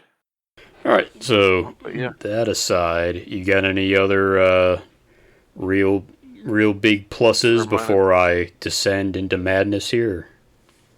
Oh yeah, the double shooting on the Sikaran Punisher, big plus, big stocks raised. Love it. It Yeah. was just Okay. rules and one-y. If it didn't move, it shot twice as many Right. shots. And getting that back is super, super good. Yeah. So ordnance, as a rule, before for ages and ages, was always one of those things that I don't know what it was, but people just could not comprehend what ordnance did. Number one, it was pretty rare, admittedly, and it had some like funky restrictions on what could be done with it. But people would make ordnance out to be this like weird, like really strange thing, and never knew what it did. Where it was basically just infantry can't move and shoot it, and vehicles make everything snap fire. And then it's like Sunder, or it's roll 2d6, pick the highest for armor pen. That was it. That was it. That was all ordnance was. Yeah, But somehow, like it just had this like air of mystery, I guess, where people never understood what it did. But now ordnance is just heavy but double, and that is like we were talking about heavy earlier. Like I think that's yeah, a perfectly fine change. yeah. I think it's fine too. I like it personally. And that's where, yeah, I hope we see ordnance range on some kind of weapon. Yes, Shit, I think it'd ordnance be melta would be insane. Like you have that would something be like cool. multi meltas, despite being 24-inch max, they're melta 8 inches. Imagine and heavy strength. So imagine if you had some melta that was like 36 inches, melta 12, but ordnance melta. So then if you don't move, it becomes melta 24. That'd be super cool. That'd be the coolest. I'd be into it. Shit, maybe that's what they should have done for the Kratos melta instead of the fucking abomination that it is. I won't say it's an abomination, but it is like 36. I think it might be 36-inch range melta 24. Like that might be where I got those numbers Yeah, I from. think it's something like that. Yeah, but it is what it is. We'll see. I'm sure we'll see more cool weapons come out here. Yeah, More cool more things as the fancy game Dark Age expands. tech that everybody totally had all the time. All the time. All the Dark Age tech. No exceptions. All right, I so am. I I am gonna talk about my number one overall bugaboo with third edition, and that is how scoring functions. So, admittedly, we only have the core rule books and one tactical journal, and there are promised to be many more journals on the way.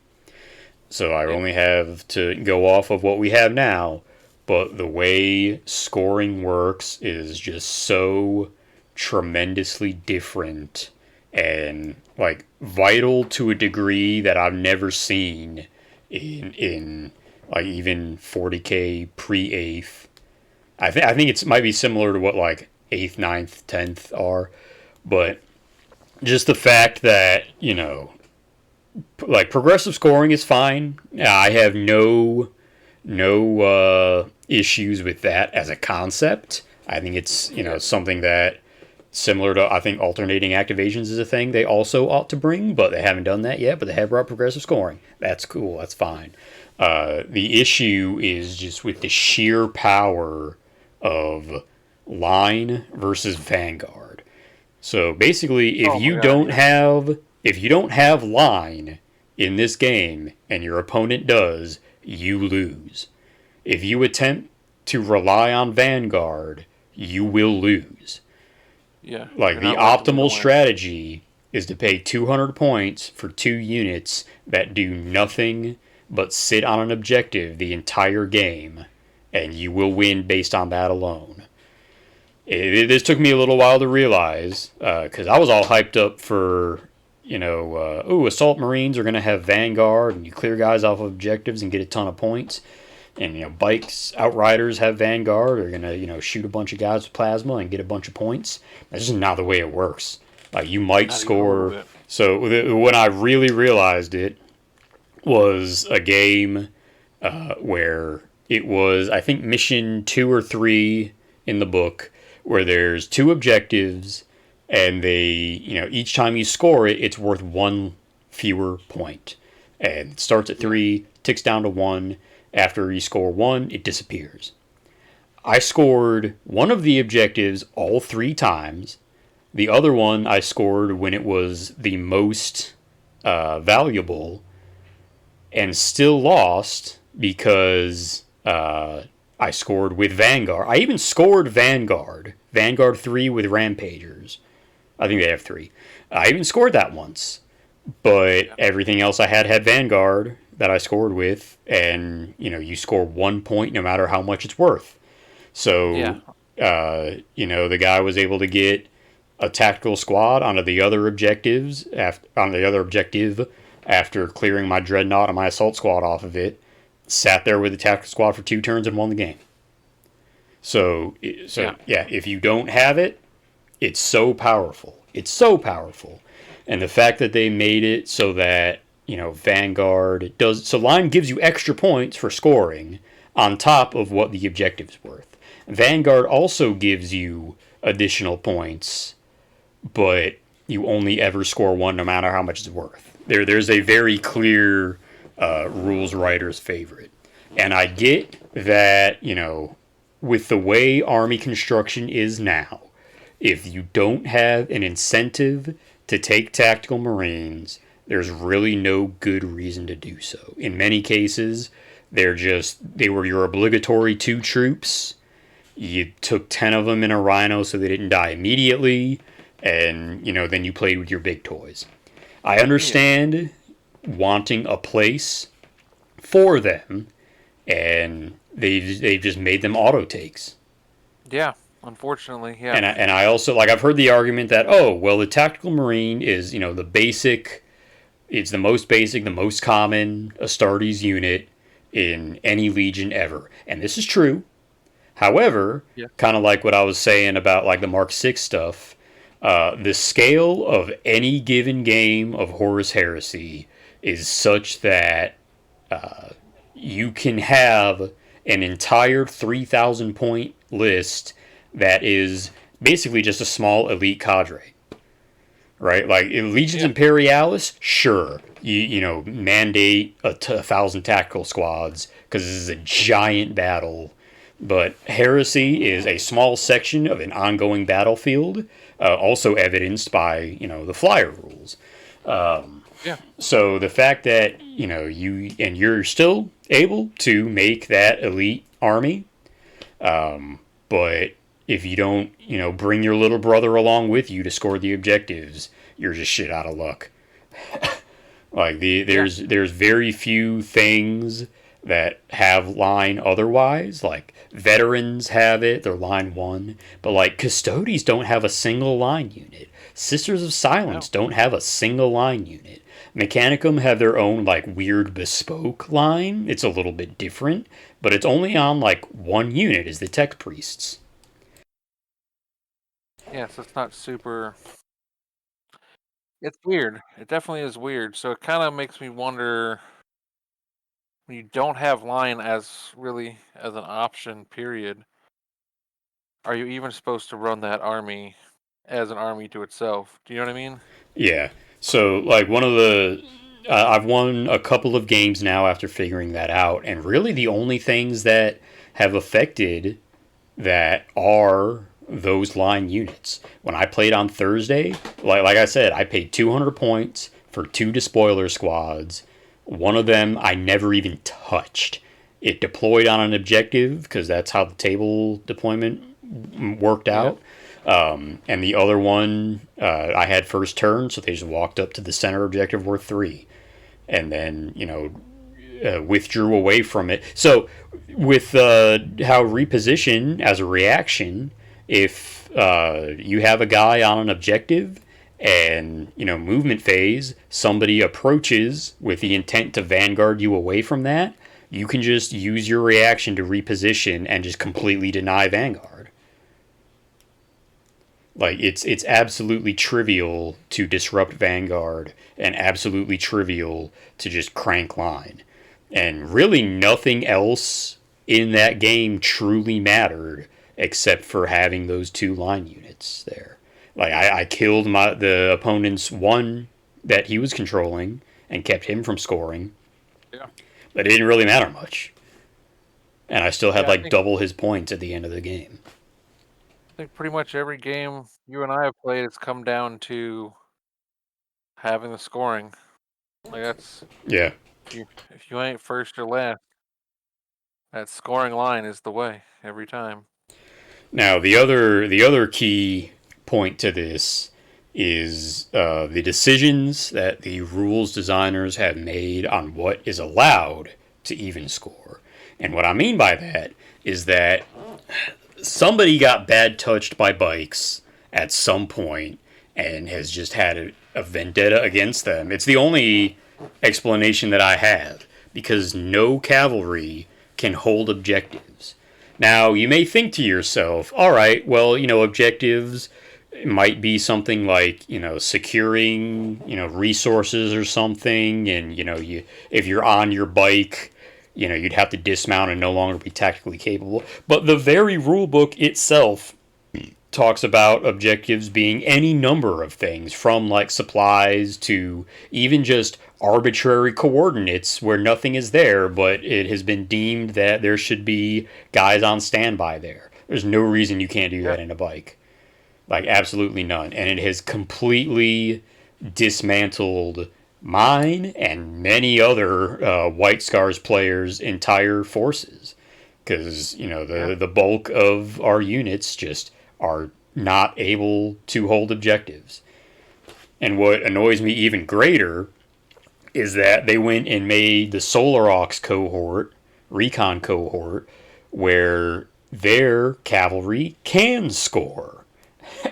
So, and even the description of it is even something like, oh, when certain patterns of the Solar Aux Auxilia, their recon units were called on to perform tasks that they were otherwise ill suited for or were outside of their normal purview.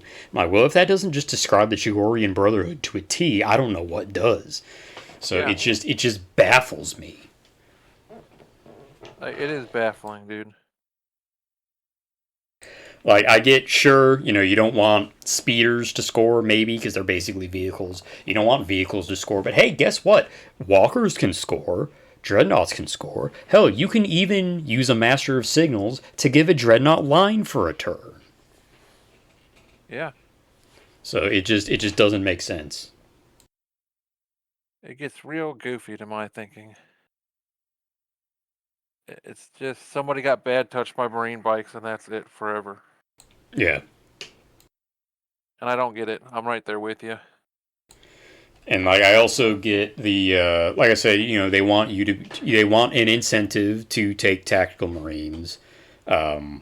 but just like I said before, I think auto takes are a feels bad, and the fact that I feel like I don't have the that running my armies the way that I want to in like having fast-paced assault marines. Like sure, you can still have an assault squad, but you're gonna be you're gonna have 200 fewer points to run them because you need your two tacticals to hold your two objectives forever. Like Yeah. they are like we have the most flexible and permissive army building in the history of the game, and you still need your two compulsory tacticals. Yeah. That's fucking nuts. Doesn't make a lick of fucking sense at all. Yeah. Makes no fucking sense. Other than they just want you to use what's in the box. You Yeah. buy box. Which I mean they did give veterans line, which I mean they had back when only troops could score in first edition, veterans did have implacable advance, which at that time Yeah. was they were able to score, but and so did terminators. So and yeah, there is veterans in the new box. So I don't know. Yeah, that's the point, I guess. Is to ensure that you are using the box appropriately. Which I was even thinking at one point when I was like reading through the rules, I was like, oh, I think they actually went out of their way to kind of make sure that, Saturnine Terminators are in, auto takes and are just better at everything because they didn't even give them Vanguard like the other Terminators have. In Right. actuality, that is a buff because Vanguard is going to diminish your scoring capability. Yeah, so they're still the best ones. Damn it. Fuck, he's so good. He's so good. Gotta take box every time. Box. Refer back to box at all times. Yeah. What are you gonna do, right? But overall, all bitching aside, it is a fairly decent game. Yeah. I'm enjoying it. I'm gonna put one more plus out there is maybe a little bit counter to what were just saying, but I think melee combat as a whole has been I don't even know that I'd say dramatically improved, but just the fact that initiative modifiers exist where you're not just either your initiative or you're unwieldy and there's no in between. Like, there's kind of a reason to, maybe take a power fist over a thunder hammer because you'll have a higher strength, even though the thunder hammer is going to go before the power fist. Like, I think having Right. that is a good thing. I think the aftermath options, the fact that it's not just we're locked in combat or you're running away and get swept, like the fact that you can choose to you can just choose to walk away from the combat, and if you won the combat, the other guy has already had to choose his aftermath, so there's nothing he can do about it. Like they got rid of hit and run as a USR, but now it's just a core mechanic, and I think that's neat. I do think that is neat. And also, I like will tell you, if getting you're like a cataphractii morale stuff. squad with slow and purposeful, sure you can't pursue, which now you could pursue a fleeing unit and potentially lock them up again as if you had charged. But some units can't do that. But you can also choose to gun down a fleeing unit and shoot at them. Yeah, so I mean that's kind of cool. I will say that the morale, like if you get a break or a route for morale, that is super brutal this edition. Yeah, the You have to fact that run you're twice. basically running minimum twice. You have to run twice. However, you don't automatically run off the table. True, you do bounce when you hit the edge, but say you were close in the first place, it doesn't really help you.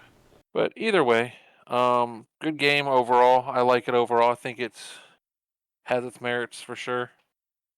My opinion is much more positive than it was before it dropped. I had a very negative opinion before it dropped. Oh yeah, yeah. That's But I really liked second, so.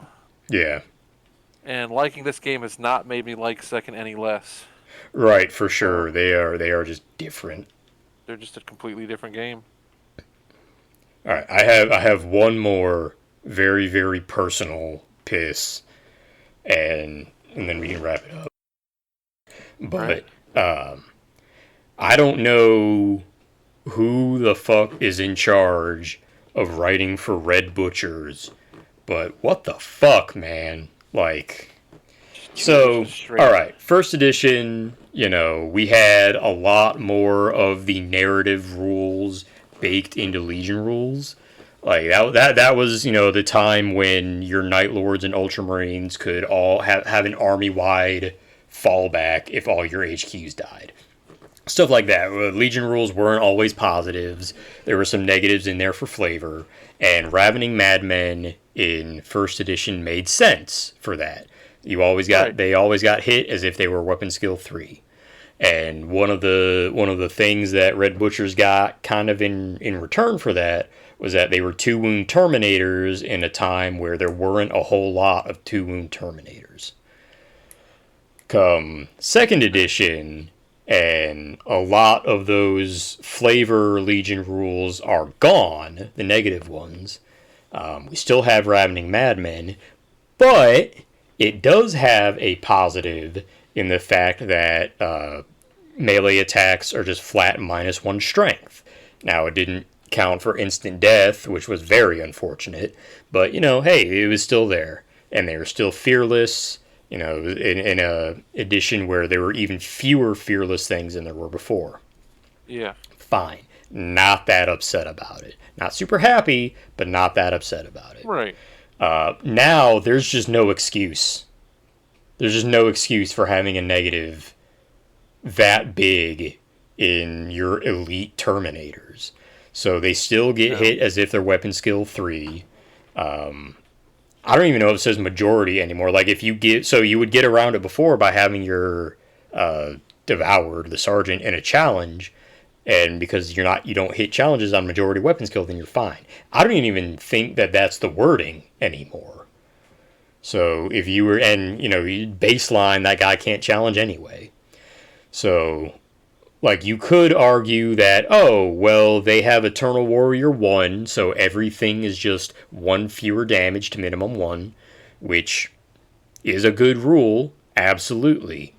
But also, like, Death Shroud have Eternal Warrior 1, and they don't suffer any negatives. Like, just the fact that they're in Tartaros isn't a negative rule. And they're still, like, Red Butchers are still 45 points per model. Now, this would all probably be okay if they still had more attacks, right? Like, yeah, the World Eaters are the army that's about quantity of attacks rather than quality of attacks. You throw 1,000 screaming idiots with chain axes at something, and that something will go away. So surely, Red Butchers just have a fuckload of attacks, right? Wrong. Nope. Red Butchers actually have the fewest number of base attacks of any melee-oriented Legion Special Terminator, at least on the Traitor side. I say that because, like, Siege Tyrants have 2 attacks, but, like, if your Siege Tyrants get into melee, you've kind of already lost. Like, that's not what they're for. Every other Elite Terminator has 3 attacks base. Red Butchers have 2.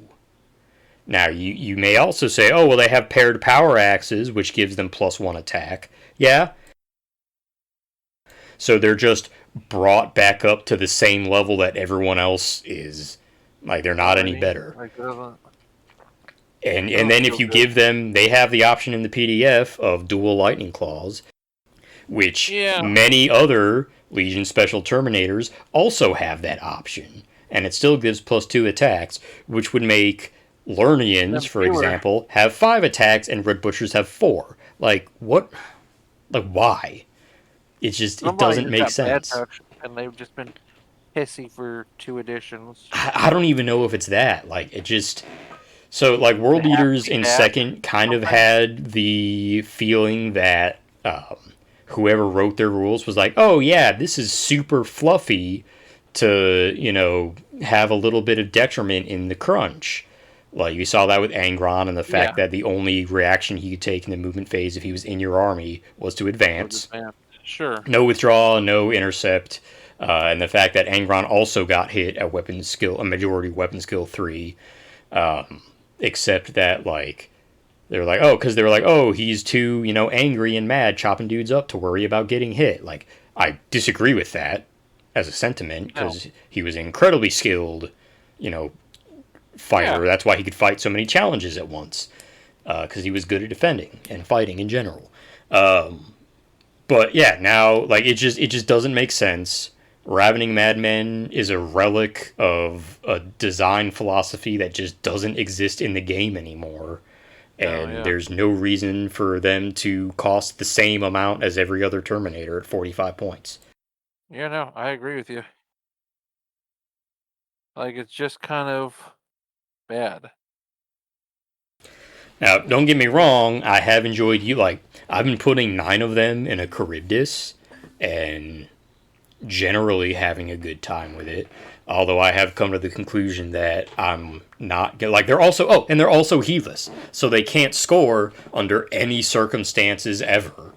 Like even if you were to use a Master of Signals to give them line, they just cannot score, which has always been the case. So I'm fine Sure. with that. But like, why have Ravening Madmen and Heedless at the same time? Doesn't make a whole lot of sense to me. Maybe I'm just not that smart, but I don't see the point of that. Yeah, like, and they're also an elite slot, so taking them is not they're not as splashable as some other Right. things, which is fine. Like they're like I don't know why they're not heavy assault. Like Rampagers are heavy assault and not elites, and Red Butchers are elites and not heavy assault. Like I get that most Legion Special Terminators are elites, Right. Like but yeah, I don't know.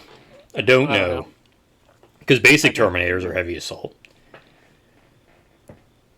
Yeah.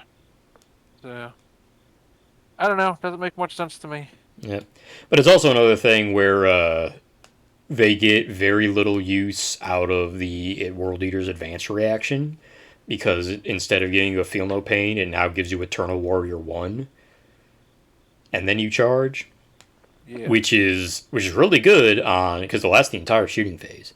So it's actually a really good defensive option on things like your Praetorian Command Squad with jump packs. But like they couldn't use it period in oh no, yeah, they just don't get as much use out of it as like something else. Like they still get the charge, that's always good. Yeah. But yeah. Yeah. It's so it'll be interesting to see how the edition develops, I think. Yeah. And like all editions, it's not perfect. But it's fun. Excuse me. It's been a long day. It is Yeah, I don't fun. I don't think I have played any games yet, even the ones where I've getting my bussy just pounded in on points where I Yeah. have had a bad time. No. I will say one thing, and I guess I just kind of have to wrap my head around it. This edition, I think I've won more games than I've lost. That's not saying a lot. I haven't played a whole lot of games. I've played a couple, Mm. a handful, we'll say. Is it's a weird sort of it's weird to wrap the head around that you can. It's very easy to get most of your army 8 up and still just fucking win by a landslide. Yeah. Like that's a thing. Which like I get the it's what's the Star Play Wars the mission or one. whatever, right? the Star Wars movie where they get the Death Star plans. And it's like, yeah, they all died, but they got the plans, and that was what counts. So that was a victory. Like, I get Technically, that, we win. but yeah, I I get don't know. that too, but it's still weird. It is weird. Yeah, so like I don't have any problem with it. It's just a weird thing to wrap your head around because it feels weird to win after losing like 99% of your army and doing mostly nothing but standing. Yeah. Like standing is winning. Yep. You hope that you've set up the objectives in such a way that you'll be able to either have one in your deployment zone or get to it real quick, and then you just hump it for the entire game. Yeah. Just get on an objective and camp. But That's it. that said, hopefully we get some more like the current That Istvan movie was sure the or Isfan one module was is great. like 50-50. It's asymmetrical, which is really cool. Yeah. And it, half of its kill points, half of its objective holding. So hopefully you see Yeah. more things like that. Like now, I'm just bringing two lists. One of them is this is my I'm scoring points with the spoilers list, and the other is I'm Terminator maxing and shoving 1,000 red butchers and Terminators up your butt for kill points. Yeah.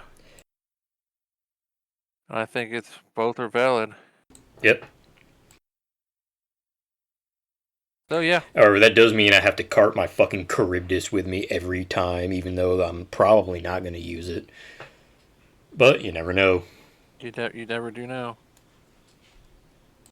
But it does mean you're playing the Charybdis, which you weren't necessarily doing a Oh, lot of yeah. before. Yeah, like I said, I am absolutely stoked on the flyer rules. We are so Charib back. I'm very excited about that. Yeah, me too. I am. They're a big. I'm a big fan of flyers. Flyers have always been cool. Since they introduced flyers in 5th ed, I've been into them. So Yeah.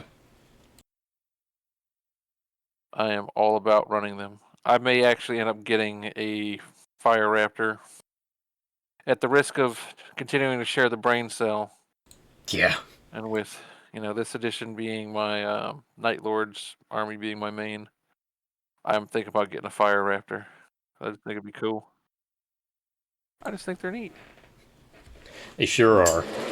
But yeah, I think that'll about wrap That'll it about up. do it. Like I said, if you're not playing third edition, well, you probably have a reason why, but I'd say maybe look at it again. It'll take some getting used to, but it is a fun game. And until next time, roll piss. And actually, probably roll more piss because you can't re-roll that piss. Yeah, roll all the pits.